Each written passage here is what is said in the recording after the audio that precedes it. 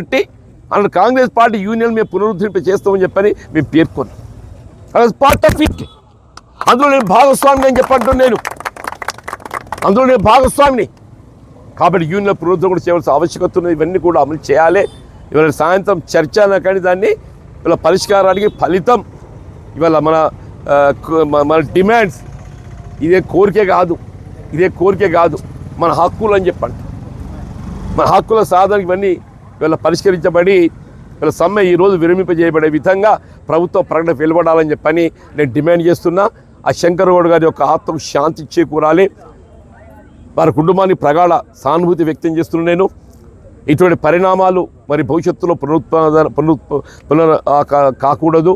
అందరం కూడా సమయం పాటిద్దాము, ఆత్మస్థైర్యంతో ముందుకు పోదాము. ఇలా మన డిమాండ్ల సాధనకు ఏదైతే ఉందో యావత్ తెలంగాణ సమాజం మీకు తోడుందని చెప్పని మనం చేస్తూ సెలవు తీసుకుంటున్నాం. జై హింద్.